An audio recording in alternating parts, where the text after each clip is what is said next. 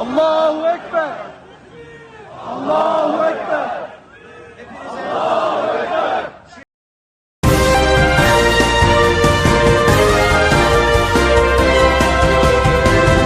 दोस्तों, अल-अक्सा मस्जिद में इजराइल के आतंकी सैनिकों द्वारा की गई कार्रवाई को लेकर के मुस्लिम देशों की तो सख्त प्रतिक्रिया सामने आ ही रही है, पर इजराइल की इस नापाक हरकत पर खासतौर पर दुनिया भर के मुसलमान जो हैं वो भड़क चुके हैं, जिसकी तस्वीर खासतौर पर तुर्की से सामने आई है, जहां तुर्की के इस्तांबुल में हजारों लोग इजराइल के खिलाफ सड़कों पर उतर आए हैं। तुर्की से आते हुए इस वीडियो पर एक बार नजर डाल लीजिए। या अल्लाह, अल्लाहु Akbar.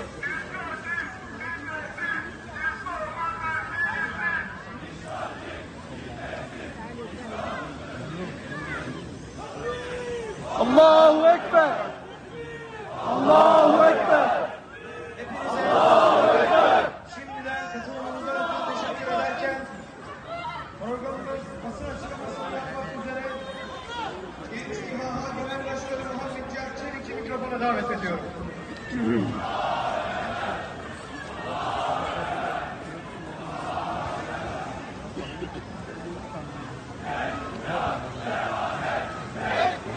Şehadet bekliyor, şehadet bekliyor, şehadet bekliyor, şehadet bekliyor, şehadet।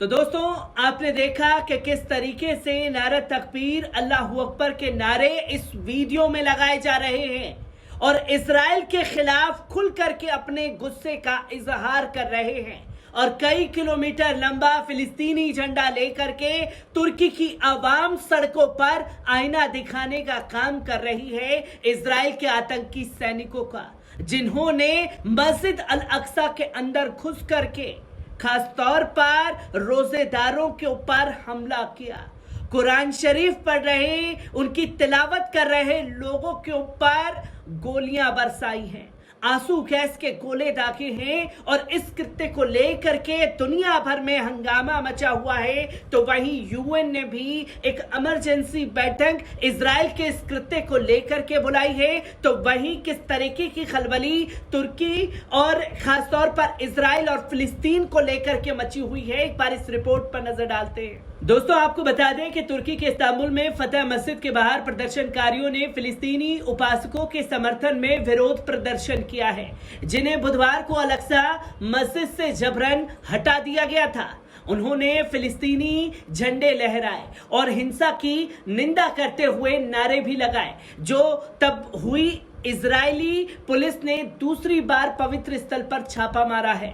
मंगलवार की रात छापेमारी के दौरान इजरायली पुलिस द्वारा गिरफ्तार किए गए 450 फिलिस्तीनियों में से कम 397 को अल अक्सा मस्जिद में प्रवेश करने से एक सप्ताह के प्रतिबंध के साथ रिहा कर दिया गया है। फिलिस्तीनी मामलों के आयोग ने एक बयान में साफ शब्दों में कहा कि कब्जे वाले वेस्ट बैंक के 47 बंदियों को अफेयर सैन्य जेल में स्थानांतरित कर दिया गया है, जबकि कब्जे वाले यरूशलेम से 6 फिलिस्तीनियों को हिरासत में लिया गया है और पूछताछ को बढ़ा दिया गया है। आयोग ने अपने बयान में साफ शब्दों में कहा कि गिरफ्तारी और हिरासत की शर्तें अपमानजनक और अमानवीय हैं और घायल बंदियों को कोई चिकित्सा सुविधा नहीं दी जा रही है।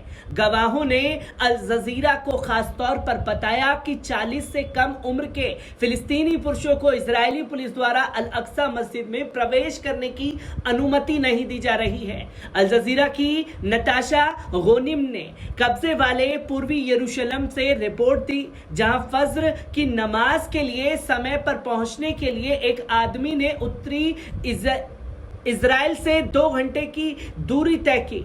मस्जिद के अंदर जाने की अनुमति नहीं थी। 200 लोगों की भीड़ मस्जिद के बाहर जमा हो गई थी, क्योंकि उन्हें नीति में बदलाव की जानकारी नहीं थी। गोनिम ने कहा कि हम इस बात की पुष्टि करने के लिए इजरायली पुलिस के पास पहुंचे हैं कि क्या ये एक नया प्रतिबंध है लेकिन अभी तक कोई जवाब नहीं मिला है। लगातार 2 रातों से अल अक्सा मस्जिद परिसर में इजरायली पुलिस द्वारा बल प्रयोग के बाद गाजा पट्टी में तनाव चरम पर है।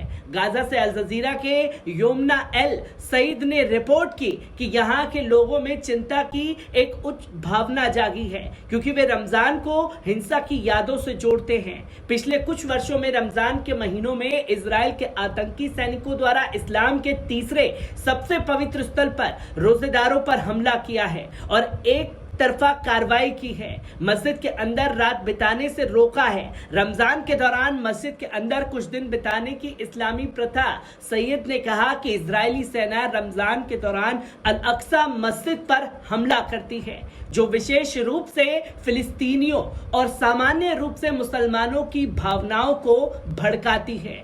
इजरायली पुलिस ने बुधवार रात इजराइल के उम्मल फहम और बाका अल गिरबिया के फिलिस्तीनी शहरों में विरोध प्रदर्शन पर कार्रवाई की। फिलिस्तीनी प्रदर्शनकारियों पर आंसू गैस और स्टेन ग्रेनेड दागे गए। उमल फहम में कम से कम 4 फिलिस्तीनियों को गिरफ्तार किया गया था, क्योंकि विरोध हाइफा, नाजरत, कुफ्र, कना और आरबे में भी फैल गया है। गुरुवार सुबह इजरायली पुलिस की सुरक्षा में दर्जनों इजरायली निवासी अल अक्सा मस्जिद के प्रमाण में घुस गए थे। इससे पहले इजरायली पुलिस ने फजर की नमाज के लिए फिलिस्तीनी नमाजियों को मस्जिद में प्रवेश करने से रोक दिया था। स्थानीय मीडिया ने बताया कि अल अक्सा मस्जिद के आसपास सैकड़ों फिलिस्तीनियों ने फजर की नमाज अदा की, जिसमें टाइम्स ऑफ इजराइल ने खास तौर पर बताया है कि गाजा में फिलिस्तीनी समूह ने गुरुवार सुबह तड़के इजराइल में नाकाबंदी एनक्लेव में कई रॉकेट लॉन्च किए हैं। अखबार ने इजरायली सेना का हवाला देते हुए कहा है कि 2 रॉकेट भूमध्य सागर की दिशा और 5 इजराइल की ओर से दागे गए हैं। प्रशिक्षण की दक्षिण इजराइल में सायरन बजाए गए हैं। अल अक्सा कंपाउंड पूर्वी यरूशलेम में एक पठार पर स्थित है, जिसे इजराइल ने 1967 के 6 दिवसीय युद्ध में कब्जा कर लिया था और बाद में अंतर्राष्ट्रीय समुदाय में अधिकांश द्वारा मान्यता प्राप्त नहीं होने के कारण कब्जा कर लिया था। मुसलमानों के लिए परिसर इस्लाम की तीसरी सबसे पवित्र साइट अल अक्सा मस्जिद और डोम ऑफ द रॉक की मेजबानी करता है। 7वीं शताब्दी की संरचना माना जाता है, जहां हजरत मोहम्मद सल्लल्लाहु अलैहि वसल्लम साहब स्वर्ग चढ़े थे। परिसर में जहां यहूदी मानते हैं कि बाइबल के यहूदी मंदिर एक बार खड़े थे और उन्हें मंदिर पर्वत के रूप में जाना जाता है। फिलिस्तीनी अल अक्सा को उन कुछ राष्ट्रीय प्रतीकों में से एक के रूप में देखा जाता है जिन पर उनका कुछ नियंत्रण है। हालांकि वे हेब्रोन में इब्राहिम मस्जिद में जो हुआ उसके सामान यहूदी समूहों द्वारा धीमी गति से अतिक्रमण से डरते हैं, जहां 1967 के बाद आधी मस्जिद को घानले में बदल दिया गया था।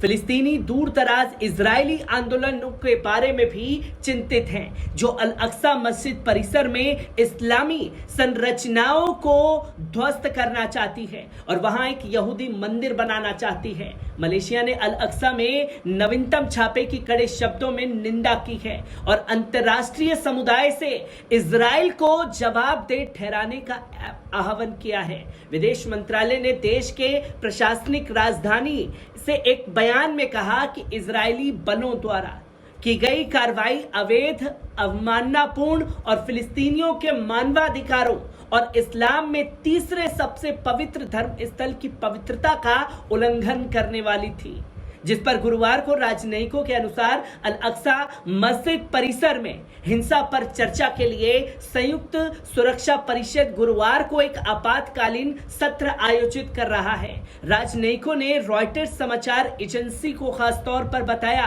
कि संयुक्त अरब अमीरात और चीन के अनुरोध एक बंद कमरे में बैठक बुलाई गई थी। वफा समाचार एजेंसी के अनुसार अल अक्सा मस्जिद पर लगातार दूसरी रात छापा मारने के बाद कब्जे वाले वेस्ट बैंक में इजरायली सेना द्वारा दर्जनों फिलिस्तीनियों को घायल कर दिया गया था।